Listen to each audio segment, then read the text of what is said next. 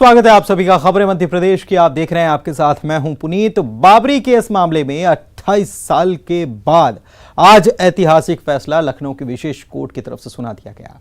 Court ने माना कि बाबरी मस्जिद गिराने में इन लोगों की कोई भूमिका होने का सबूत नहीं मिला है। कोर्ट ने यह भी माना है कि इन लोगों ने भीड़ को रोकने की भरपूर कोशिश की थी। इस फैसले में लाल कृष्ण आडवाणी, मुरली मनोहर जोशी, उमा भारती, जयभान सिंह पवैया समेत कुल 32 लोगों को बरी किया गया है। लाल कृष्ण आडवाणी, मुरली मनोहर जोशी, उमा भारती, शिवसेना के पूर्व सांसद सतीश प्रधान, महंत नृत्य गोपाल दास और पूर्व मुख्यमंत्री कल्याण सिंह वीडियो कॉन्फ्रेंसिंग से कोर्ट रूम से जुड़े थे। इसके अलावा अन्य सभी 26 आरोपी कोर्ट रूम में ही मौजूद थे। इस पर सीएम शिवराज सिंह चौहान की तरफ से प्रतिक्रिया आई। उन्होंने कहा कि यह सत्य की जीत है। तो वहीं इस फैसले पर कांग्रेस ने सवाल खड़े किए। कहा कि कोर्ट का फैसला सवाल खड़ा करने वाला है और इस फैसले से कई तरह की शंकाएं होती हैं। अंततः सत्य की विजय हुई है।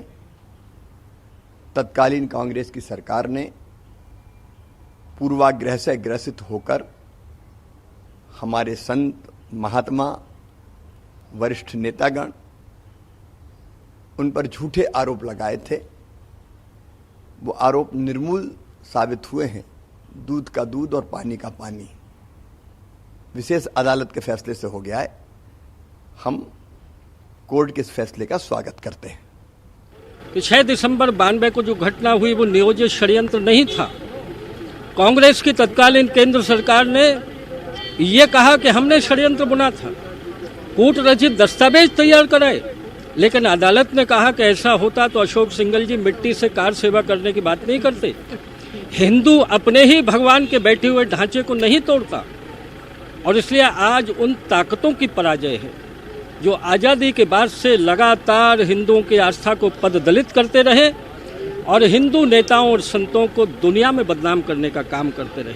तो कोर्ट ने एविडेंस की भी बात करी, आज वो एविडेंस भी नहीं पेश कर पाई सीबीआई, जो इतने दिन नहीं, कोई जो पक्ष था दूसरा वो कोई दस्तावेज पेश नहीं कर पाया, और उसका कारण ये कि दस्तावेज थे ही नहीं। आप अखबारों की कुछ कटिंगों के आधार पर जिसमें इंटरव्यू हमने दिया नहीं है उसको आप सबूत बनाना चाहते हैं, लेकिन धन्य है भारत की न्याय प्रणाली। मैं बहुत बधाई देता हूँ। ये चीज़ें सब 28 साल केस चले और किसी पे भी कोई कार्रवाई नहीं, ये मैं समझता हूँ कि क्वेश्चन मार्क है। स्वागत योग्य फैसला है। प्रारंभ से ही कांग्रेस प्रश्न चिन्ह लगा रही थी। ये जब चुनाव आते हैं तब दादरी और बाबरी की बात करते हैं, लेकिन अब ये साबित हो गया कि इनके सारे आरोप मनगढ़ंत थे,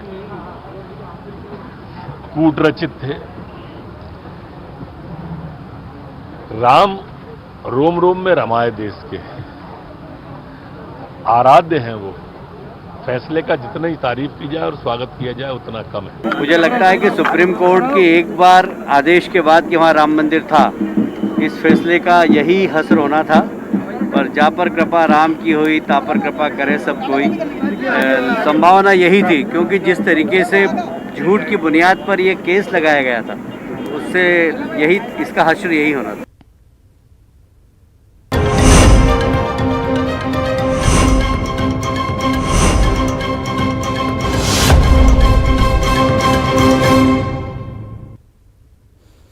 और चलिए अब बात करेंगे उपचुनाव के रण की। तो उपचुनाव को लेकर बीजेपी का मंथन जारी है। बीजेपी की एक बड़ी बैठक हो रही है। उपचुनाव में को लेकर उम्मीदवारों की जो घोषणा करना है, इस पर मंथन किया जा रहा है। बैठक में सीएम शिवराज सिंह चौहान शामिल हैं, कैलाश विजयवर्गीय भी मौजूद हैं। इसके अलावा वीडी शर्मा समेत कई दिग्गज इस बैठक में शामिल हैं। तो मंथन किया जा रहा है, क्योंकि अब तारीखों का ऐलान भी कर दिया गया कि उपचुनाव 3 तारीख को होगा। वोटिंग 3 तारीख को है। 10 तारीख को नतीजे भी आ जाएंगे। बिहार के चुनाव के साथ ही नतीजे भी आ जाएंगे। उपचुनाव जहां जहां हो रहा है पूरे देश में। मध्य प्रदेश की 28 सीटें हैं। उम्मीदवारों के नाम का औपचारिक ऐलान तो करना है, कब किया जाए उसको लेकर पूरा मंथन किया जा रहा है। बैठक की जा रही है, बड़ी बैठक बीजेपी की चल रही है। चुनाव प्रबंध समिति की यह बैठक है, जिसमें सभी दिग्गज नेता मौजूद हैं। और मुख्यमंत्री ने कार्यकर्ताओं को टारगेट दे दिया है। उपचुनाव में 28 सीटें जीतने का टारगेट मुख्यमंत्री की तरफ से कार्यकर्ताओं को दे दिया है और कहा है, कार्यकर्ताओं में जोश भरते हुए कहा है कि पार्टी के दूध की लाज रखना है। बीजेपी सभी 28 सीटें जीते, उन्होंने ये अपील की है सभी से। सुनवाते हैं आपको। देश को हम लुटते हुए नहीं देख सकते थे और जब वो सरकार गिराई और अब ये सरकार हमने बनाई है लेकिन बनी रहे, इसके लिए आज से काम करना पड़ेगा। कभी कभी ऐसे मौके आते हैं कि मां अपने बेटा या बेटी से कहती है कि मेरे दूध की लाज रखना। ये भारतीय जनता पार्टी अपनी मां है और यही हमसे कह रही है कि मेरे बेटा, मेरे बेटियों, मेरे दूध की लाज रखना। अब एक ही काम, चिड़िया की आंख की तरह एक ही लक्ष्य। 3 नवंबर को वोटिंग होगी और 10 को जब गिनती हो तो 28 की 28 सीट भारतीय जनता पार्टी की झोली में जाए। और चलिए अब आगे बढ़ते हैं। शरद हमारे सहयोगी इस वक्त हमारे साथ लाइव जुड़े हुए हैं, उनसे जानते हैं कि बैठक चल रही है, एक तरफ मुख्यमंत्री ने अपील की है और शरद के पास चलते हैं और बात करते हैं। शरद, बैठक चल रही है, क्या अपडेट मिल रहा है वहां से? बैठक में क्या मंथन चल रहा है? देखिए, बिल्कुल ये बैठक अभी भी जारी है। हालांकि बैठक का अपडेट अभी इसलिए भी सामने नहीं आया है क्योंकि बंद कमरे में ये बैठक की जा रही है और मीडिया को पूरी तरीके से इस बैठक से दूर रखा गया है। लेकिन जो जानकारी हमें सूत्रों के मुताबिक मिली है उसके तहत ये बैठक उपचुनाव के लिहाज से ही है और अधिकृत तौर पर बीजेपी की जो सूची जारी की जानी है अब उम्मीदवारों की, उस पर सबसे पहले मंथन किया जा रहा है। कल ही मुख्यमंत्री शिवराज सिंह चौहान दिल्ली गए थे और दिल्ली में उन्होंने बीजेपी के जो राष्ट्रीय अध्यक्ष हैं जेपी नड्डा, उनसे भी मुलाकात की थी और प्रधानमंत्री नरेंद्र मोदी से भी मुलाकात की थी। तो उनके आने के बाद और कल ही चुनाव की तारीखों के ऐलान के बाद ये पहली बड़ी बैठक है जिसमें ज्योतिरादित्य सिंधिया मौजूद हैं, कैलाश विजयवर्गीय मौजूद हैं, वीडी शर्मा मौजूद हैं, संगठन महामंत्री सुहास भगत मौजूद हैं और खुद मुख्यमंत्री शिवराज सिंह चौहान मौजूद हैं। तो संभवतः नाम हालांकि अनौपचारिक तौर से तो ज्यादातर नाम बीजेपी के पहले से तय ही हैं, लेकिन एक प्रक्रिया है और उस प्रक्रिया को पूरा करना और फिर नाम अधिकृत तौर पर जारी करना, इसको लेकर चर्चा की जा रही है। ये माना जा रहा है कि आने वाले 2 से 3 दिन के भीतर हो सकता है कि प्रत्याशियों की जो सूची है बीजेपी अधिकृत तौर पर जारी कर दे। लेकिन उसके साथ साथ में एक और बड़ी बात ये भी है कि कई जगहों से बीजेपी को ये रिपोर्ट मिली है कि उनके जो प्रत्याशी हैं उनकी स्थिति चुनावी लिहाज से उतनी मजबूत नहीं है जितनी की होनी चाहिए। तो इसको लेकर क्या रणनीति हो, बड़े नेताओं की क्या रणनीति हो, कैसे उनके दौरे हों, कैसे प्रचार की रणनीति की जाए, क्योंकि कोरोना भी चल रहा है। तो इन सारे विषयों पर चर्चा इस वक्त चल रही है और जब बैठक खत्म होगी तो संभवतः कुछ और बातें निकल के सामने आएंगी इस बैठक के बारे में। चलिए ठीक है, आप नजर बनाए रखिएगा। शरद, बहुत बहुत शुक्रिया आपका इस तमाम जानकारी के लिए। और चलिए आगे बढ़ते हैं। उपचुनाव से पहले कांग्रेस को एक और बड़ा झटका लगा। एमपी कांग्रेस में महामंत्री रहे अशोक शर्मा ने पार्टी को छोड़ दिया, बीजेपी में वो शामिल हो गए और इनके साथ 2 और लोग चले गए। बसंत शर्मा भी बीजेपी का दामन थाम चुके हैं और सांची से बलवंत शाक्य ने भी बीजेपी का दामन थाम लिया। आपको बताएं कि अशोक शर्मा ग्वालियर सीट से कांग्रेस के दावेदार थे, लेकिन पार्टी ने उनकी जगह दूसरे को टिकट दिया और इससे वो नाराज चल रहे थे।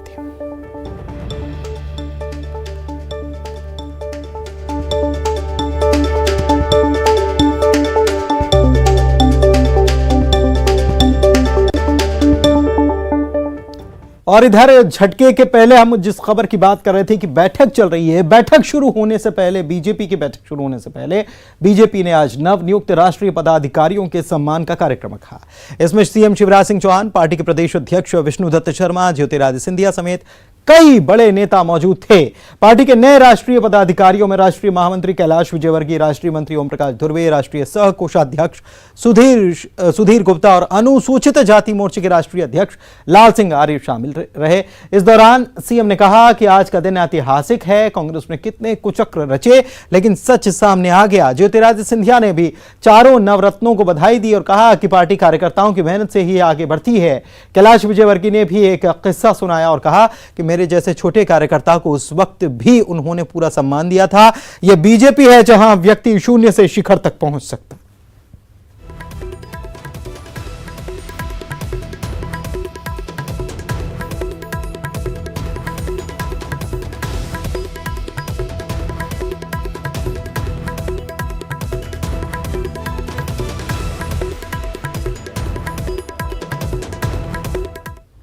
का दिन बहुत महत्वपूर्ण है।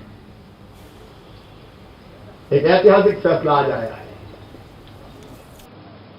कांग्रेस ने कितने कुचक्र रचे, कितने षड्यंत्र रचे।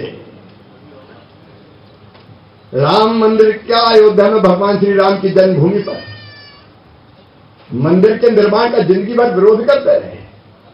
आज हमारे लिए एक बड़ा गौरव का दिन है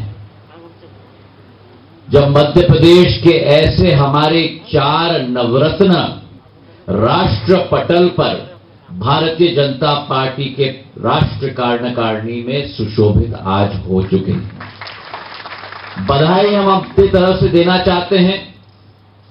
बड़े से बड़े नेता आम कार्यकर्ता के रूप में कार्य करेगा तभी वो पार्टी मजबूती की तरह राष्ट्र के कल्याण के प्रति अपना लक्ष्य का पूर्ण संकल्प भाव के साथ पूर्णता कर पाएगी।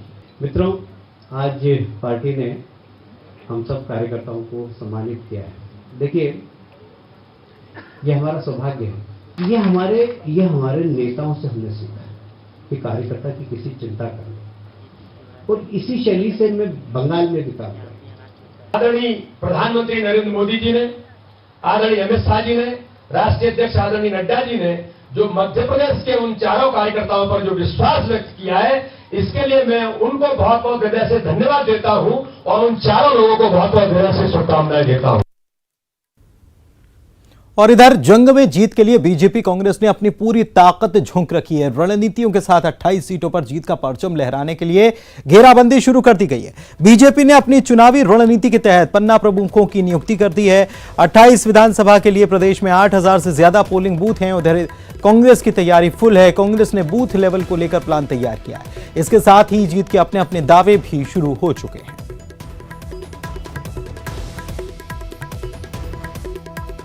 जो बूथ पे पेज प्रमुख हैं, पेज प्रमुखों तक की नियुक्ति भी हो गई है और अब हम लोगों के 2 तारीख से लेकर 2 अक्टूबर से लेकर 10 अक्टूबर के बीच में सभी 28 विधानसभाओं में मंडल सम्मेलन प्रारंभ हो रहे हैं। मुख्यमंत्री जी ने कल बताया ना कि हम 28 जीतेंगे।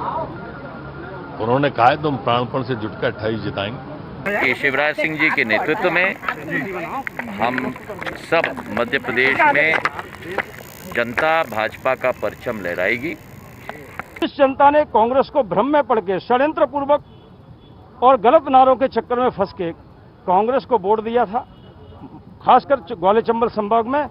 आज वही जनता कांग्रेस से इन धोखों के कारण, वचन भंगों के कारण बदला लेने के लिए तैयार है और कमल खिलाने के लिए तैयार है। ये मैं आपको वचन देता हूं, आएगी कांग्रेस की सरकार फिर से, दिवाली हम साथ साथ मनाएंगे। कांग्रेस पार्टी की तैयारी का प्रश्न है। निश्चित रूप से एक राजनीतिक दल के नाते कांग्रेस पार्टी की चुनाव के लिए अच्छी तैयारी। और इधर मध्य प्रदेश के पूर्व मुख्यमंत्री और प्रदेश कांग्रेस अध्यक्ष कमलनाथ ने मंदसौर के सुबासरा विधानसभा सीट पर प्रचार किया। मंदसौर के सीतामऊ में आयोजित एक सभा में कमलनाथ ने कहा कि मुझे शिवराज सिंह से नहीं बल्कि जनता से सर्टिफिकेट चाहिए। उनकी माने तो उनकी सरकार ने 26 लाख किसानों का कर्जा माफ किया। उन्होंने दावा किया कि कांग्रेस की सरकार फिर आएगी, जनता के साथ दिवाली मनाई जाएगी। इधर युवा मोर्चा के कार्यकर्ता, भारतीय जनता युवा मोर्चा के कार्यकर्ता काले झंडे दिखाने पहुंच गए थे। लदुना चौराहे पर काफिले को रोकने की कोशिश तक की गई। पुलिस को काफी मशक्कत करनी पड़ी युवा मोर्चा के कार्यकर्ताओं को वहां से हटाने के लिए।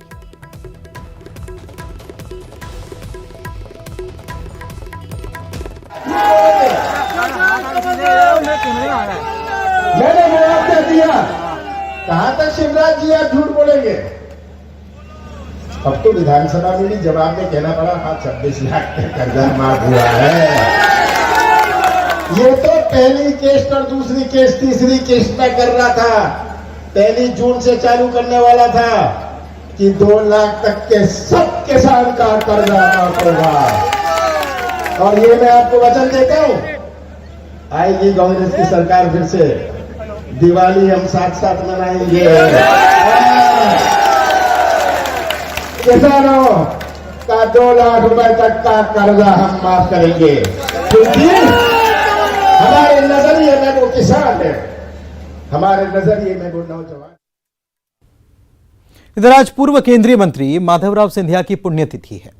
ज्योतिरादित्य सिंधिया के बीजेपी में शामिल होने के बाद पहली बार बीजेपी दफ्तर में माधवराव सिंधिया की पुण्यतिथि पर कार्यक्रम का आयोजन हुआ। वहीं अब इसको लेकर मध्य प्रदेश में सियासत शुरू हो गई। सिंधिया समर्थकों ने कांग्रेस के द्वारा माधवराव सिंधिया को श्रद्धांजलि देने पर आपत्ति जताई। कांग्रेस ने इसे महज औपचारिकता भरा कार्यक्रम करार दिया। कार्यक्रम में बीजेपी के किसी बड़े नेता के शामिल नहीं होने पर निशाना साधा गया। पूर्व मंत्री सज्जन सिंह वर्मा ने तो कहा कि बीजेपी को उन्हीं नेताओं से मतलब होता है जो उनके काम के होते हैं और बीजेपी नेता उन्हीं का स्तुति गान करते हैं।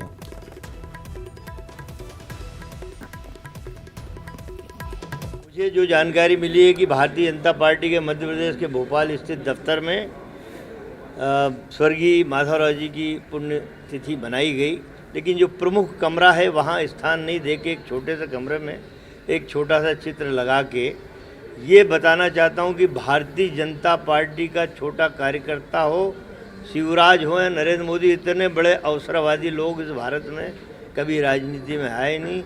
जिनसे मतलब होता है, बाबा साहब अम्बेडकर से मतलब है तो बाबा साहब अम्बेडकर की स्तुति गान करने लग जाएंगे। सरदार पटेल से मतलब हो उस संदर्भ में तो उनका स्तुति गान करने जाएंगे।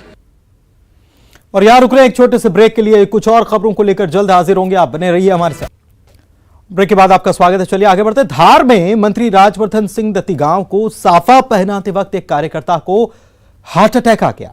आनंद फानन में कार्यकर्ता चंदन सिंह को अस्पताल ले जाया गया, जहां पर डॉक्टर्स ने उसे मृत घोषित कर दिया।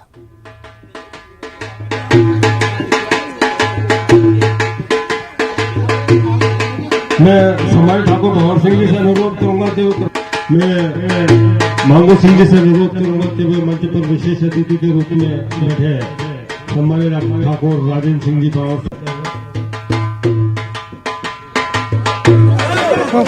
और नवीन हमारे सहयोगी हमारे साथ फोन लाइन पर जुड़े हुए धार से, उनसे बात करते हैं। नवीन, बड़ा हैरान कर देने वाला ये वाकया और पूरी तस्वीर कैद भी हो गई कि कैसे अचानक से हार्ट अटैक आ गया और उसके बाद इस कार्यकर्ता की मृत्यु हो गई जब अस्पताल ले जाया गया। तो जी हाँ, बिल्कुल बताना चाहूंगा कि ये पूरा मामला जो है बदनावर विधानसभा क्षेत्र के ग्राम दौलतपुरा का है, जहाँ पर मंत्री राजवर्धन सिंह प्रचार के लिए पहुंचे थे और प्रचार के दौरान ही उनका सम्मान समारोह भी किया गया। एक मंच के माध्यम से उनका सम्मान किया गया। वहां पर एक इनका कार्यकर्ता, जो वरिष्ठ कार्यकर्ता चंदन सिंह है, वो चंदन सिंह जो है साफा पहना रहा था मंत्री जी को और उसी दौरान जो है साफा पहनाते समय उसको हार्ट अटैक आया और वो नीचे मूर्छित होकर गिरा, जिसके बाद वहां पर हड़कंप मचा और इसके बाद जो है उसको शासकीय अस्पताल बदनावर ले जाया गया, जहाँ पर डॉक्टरों ने उसे मृत घोषित कर दिया।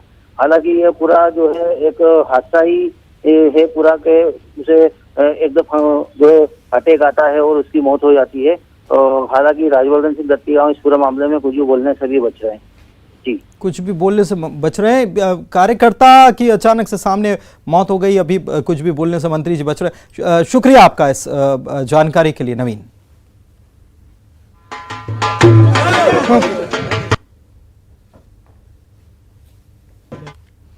और चलिए मध्य